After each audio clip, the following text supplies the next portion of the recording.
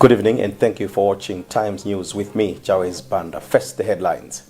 The Agriculture Committee of Parliament accuses Minister of Agriculture of giving false information over this year's Affordable Inputs Program. President Lazarus Chakwera says although the country is seeking financial independence, it still needs bilateral ties to make progress. And Muslims in the country urged to embrace education. We have these and other stories. Do stay with us.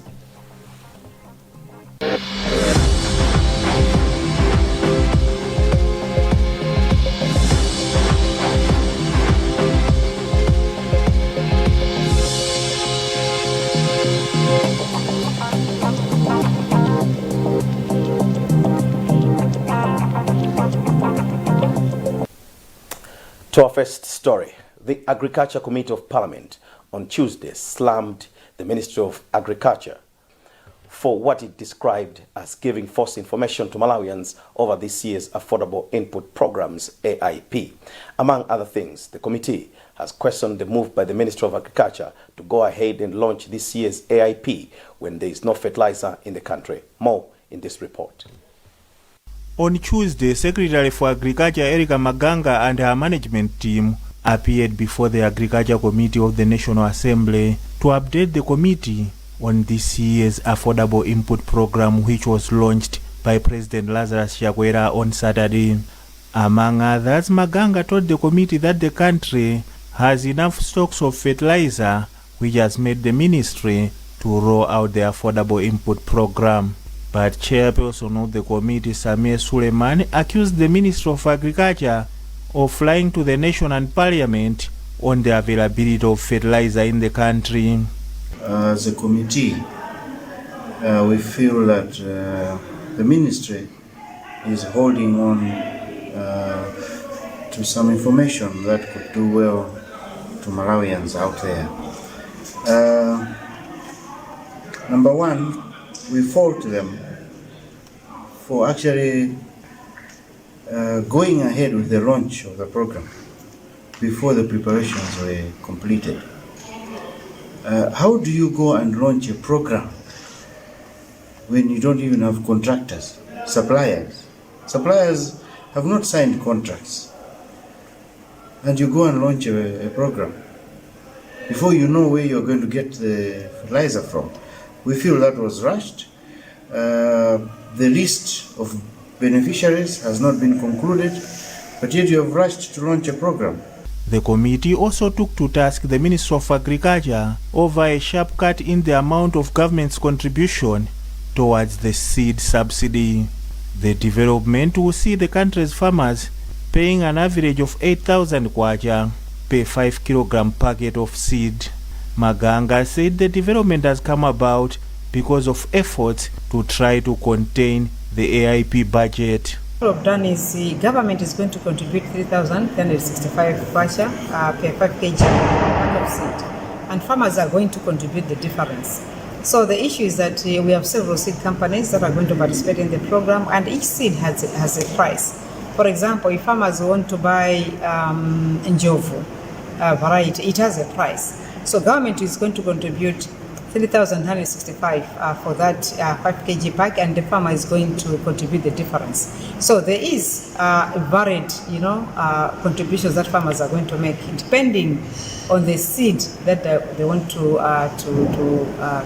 plant. About 3,700,000 farmers are expected to benefit from this year's AIP program. Meanwhile, the Center for Social Accountability and Transparency, CSAT, has encouraged Malawians to be alert and report any abuse of the recently launched Affordable Inputs Program. CSAT Executive Director Wile Kambwandira said people can report by, among others, utilizing their toll-free line. Sam Kalimira has the details. Kambwandira says the line, which was launched in August this year, provides an opportunity to local farmers to safeguard public resources like the Affordable Input Program. He made the remarks in Mzuzu during a media engagement on public finance management and access to information. Kambwandira argued that increased demand for accountability results in improved service delivery. According to CSAT, they are currently receiving over 20 cases per day of public finance management abuse across the country. Government has allocated quite a substantial amount of money to AIP. We are talking about 142 billion Malawi Kwacha. This is a lot of money. And as CSAT, we have developed interest. We will be following how this program will be delivered to make sure that there is quality, to make sure that citizens, Malawians, benefit from the program. President Lazarus Chakwera launched Affordable Input Program on October 16 in Chiladzulu district, and the program is expected to benefit 3.7 million households. This year's price for a 50-kilogram bag of maize has gone up from 4,495 to 7,500. President Lazarus Chakwera has said although the country eyes financial independence, it still needs bilateral ties to advance. The president said his trip to Kenya, United Arab Emirates and Britain, respectively, would cement the most needed ties. Matthews Kasanda witnessed the president leave the country through Kamuzu International Airport in Lilongwe and now reports.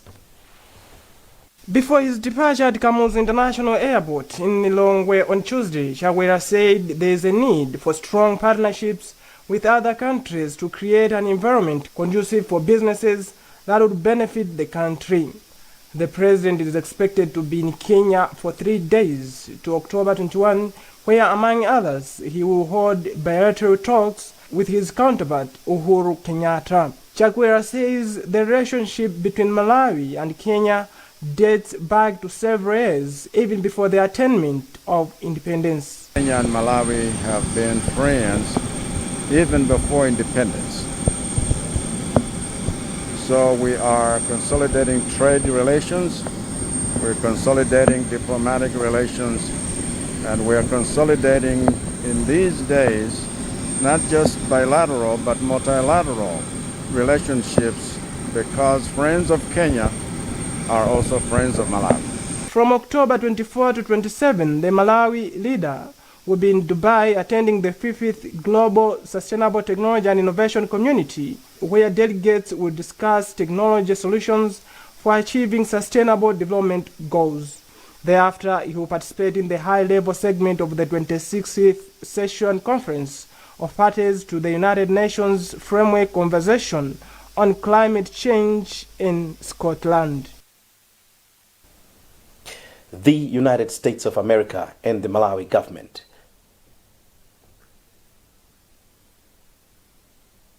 have signed, I'll take that again. The United States of America and the Malawi government have signed a new 5-year bilateral assistance agreement valued at approximately 1 trillion kwacha to support various projects. The signing ceremony took place on Tuesday at the U.S. Ambassador's residence in Lilongwe. Minister of Finance Felix Mlusu signed the agreement on behalf of the Malawi government, while the United States Agency for International Development USAID Mission Director Kate Lottie signed on behalf of the U.S. government. Deogracia Simana has compiled this report, read by McDonald Tom.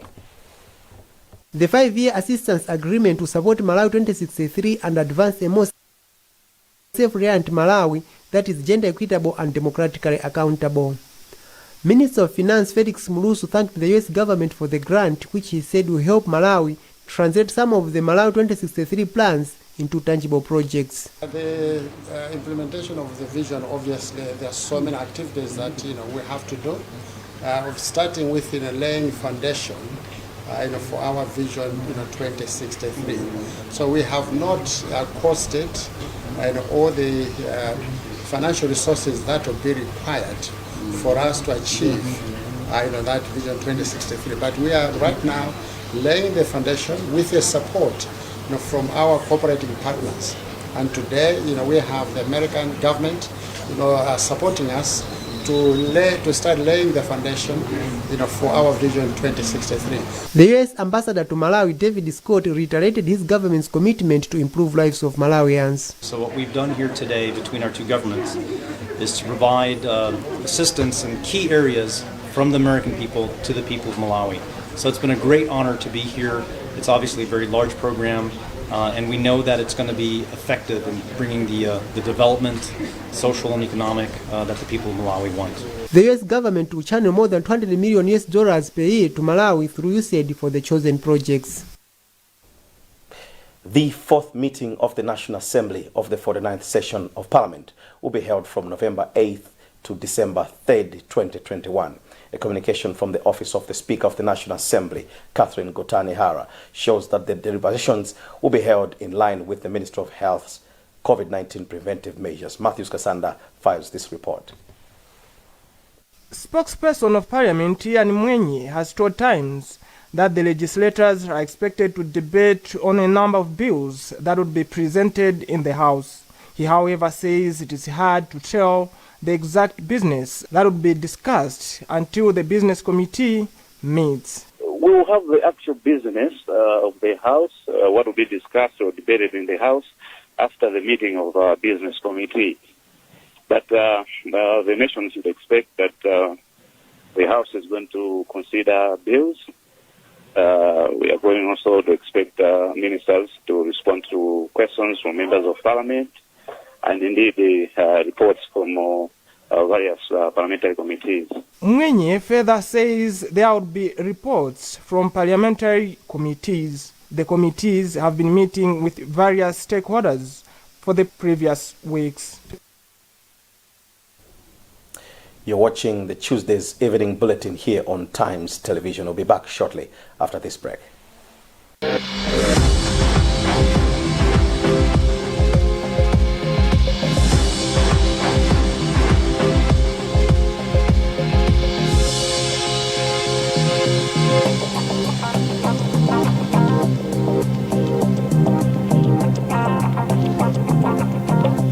Have you ever wondered what it would be like if your bank was really there for you, as they say?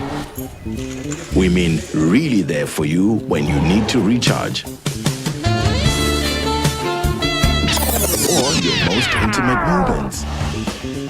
You got it right here. While you're focused on things that matter, you can trust that First Capital Bank is focused on you.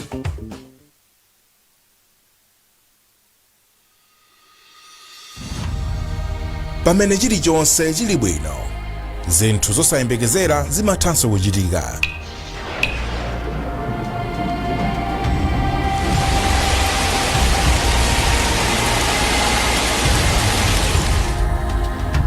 koma tikagwirana manja ndi kulimbika tikhoza kusintha zinthu mdera lathu.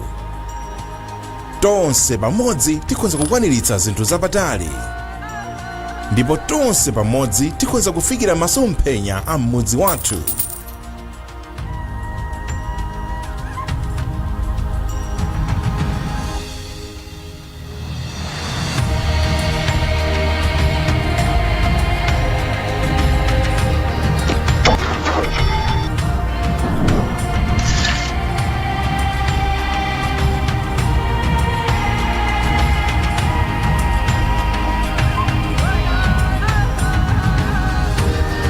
mukagwiritsa ntchito TNM poyimba phone, kutumiza ma SMS, kugwiritsa ntchito internet, kugwiritsa ntchito mpamba chaka chilichonse, TNM idzapereka 1% kapena 1 kwacha pa 100 kwacha iliyonse ya ndalama kuti ithandizire pa chitukuko chomwe anthu akufuna mdera lawo.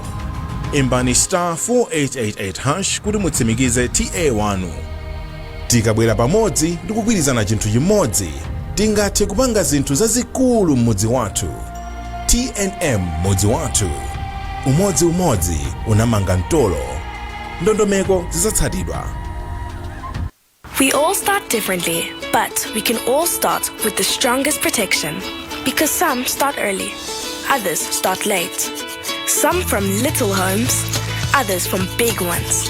Some start together, or all on their own. It doesn't matter how you start, as long as you start strong. With new Colgate Maximum Cavity Protection. Now with fluoride plus arginine for 4 times more strengthening power. So that you can give them the strongest start to their day. Colgate. Start strong, stay strong.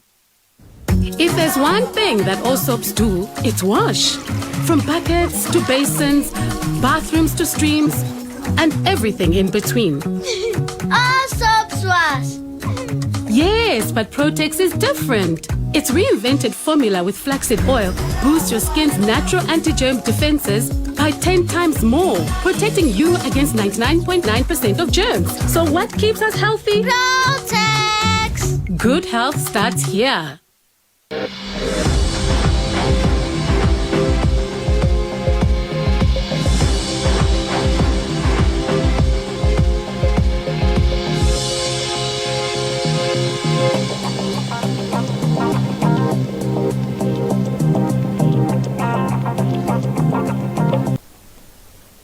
Welcome back to Times News. Continuing with the bulletin, Muslims in the country have been urged to embrace education.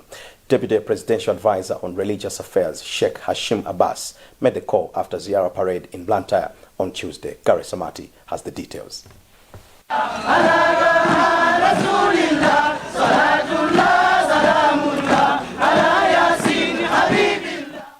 In Blantyre, thousands of Muslims stormed the streets from Kanjeza Mosque to Mpingwe Sports Club, while chanting songs in commemoration of the birth of Prophet Muhammad.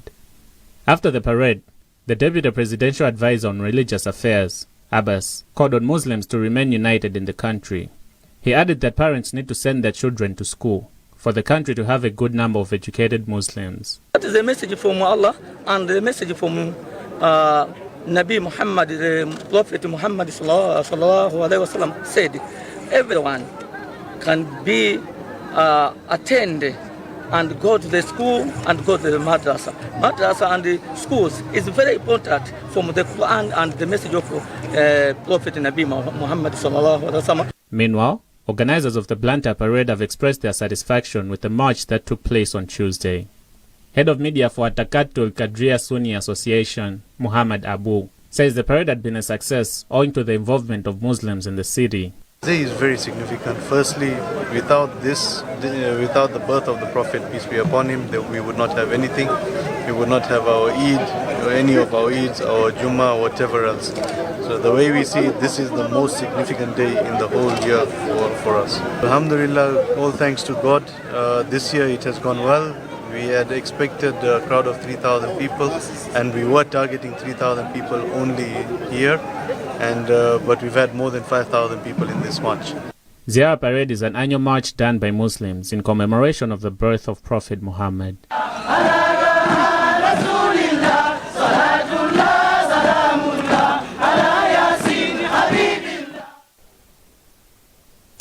Meanwhile, as COVID-19 cases continue to decline in the country, Muslims have been urged to pray for the complete end of COVID-19 pandemic, saying the current trend is promising. The call was made during this year's Ziyara Parade celebrations, which were held in all the cities of the country to celebrate the birth of Prophet Muhammad. Precious Lunda reports from Mzuzu. In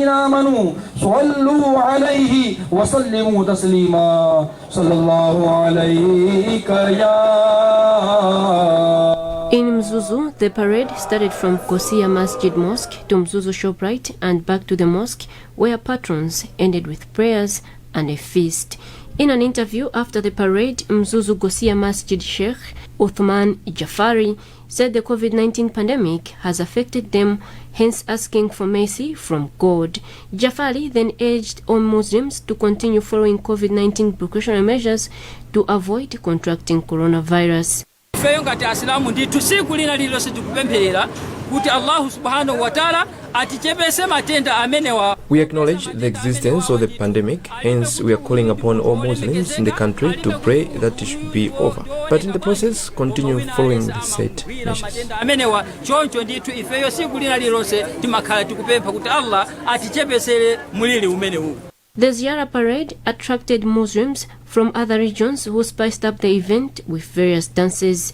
One of the participants, Alhaja Sakina Pongolani, who is president for Dawa, an association at Tarikatu Kadriya Sunni Association, AXA, said Islam teaches them about unity and love, which can be achieved through interaction. The pandemic has greatly affected us because this is one of the special celebrations, and if COVID-19 ends, we'll be able to celebrate the day like before. In the past 2 years, the parade has not been there due to COVID-19 restrictions. And in Lilongwe, our reporter Emmanuel Simpokolwe attended the parade and sent us this file.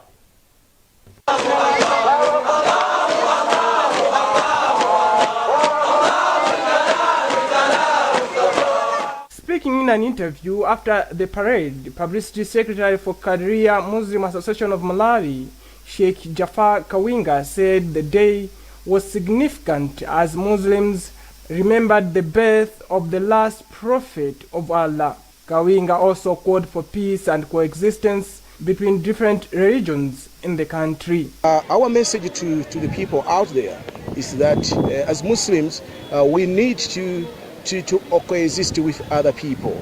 We need to coexist with other religions. We need to be Malawians, despite that we belong to different denominations. We are all Malawians, and we chose to be Muslims, and other people chose to be Christians. But what most important things is that we are all Malawians, and we should pray for this country. This country needs our prayer. That's what the Prophet Muhammad taught us. After the parade, the Lilongwe Sun Foundation donated food items to people who patronized the event. Chairperson of the foundation, Amid Patel, said due to COVID-19, some people lost their jobs, which resulted in shortage of food, hence the donation. And there are a lot of challenges people in Malawi they are facing. So with this small sharing of food, at least we can do whatever in our capacity to help the people. In Islam, Prophet Muhammad was the last prophet and final messenger of God.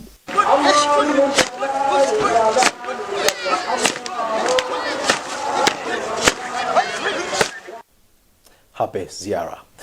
Community-based Naturally Youth Organization NOW has partnered Blantyre District Youth Office in providing young people with training on gender issues and life planning skills. The training is part of the organization's Youth Power program, which intends to reach out to the youth in Nancholi and surrounding areas in Blantyre. Elida Soko files this report. Under the program, the organization is conducting various forms of training and airing a program of the same name on Times Radio. Speaking at the beginning of the 5-day training event in Nancholi, Blantyre, the project officer for the program, Desiderata Malele, said the exercise would go a long way in educating young people on the subjects at hand. The reason why you are having these trainings today is because we want to impart knowledge, quality knowledge to the youth on issues to do with gender issues, mental health, as well as sexual reproductive health. One of the participants, Mary Chirwa, lent weight to the concerns by the organization and said the training would help address some of the issues. And according to the Blantyre District Youth Office, Blantyre has one of the highest prevalence rates for HIV infection among the youth. District Youth Officer for Blantyre Urban, Martha Chilewani, told Times that activities such as these empower the youth with knowledge. She added that her office has been conducting various other activities targeting young people. Because we are imparting knowledge and also they are changing their behaviors, bad behaviors. As we are aware that here in Blantyre Urban, there are high cases of HIV/AIDS and even teenage pregnancy. So this training will help us, a lot of young people, to change their behaviors. The training will take place until Friday, October 27. NIO is running the Youth Power program with financial support from the Joint United Nations Program on HIV/AIDS, or UNAIDS. Well, that's the news we had for you for now. But before we go, the headlines once again. The Agriculture Committee of Parliament accuses the Minister of Agriculture of giving false information over this year's Affordable Inputs Program. President Lazarus Chakwera says although the country is seeking financial independence, it still needs bilateral ties to advance.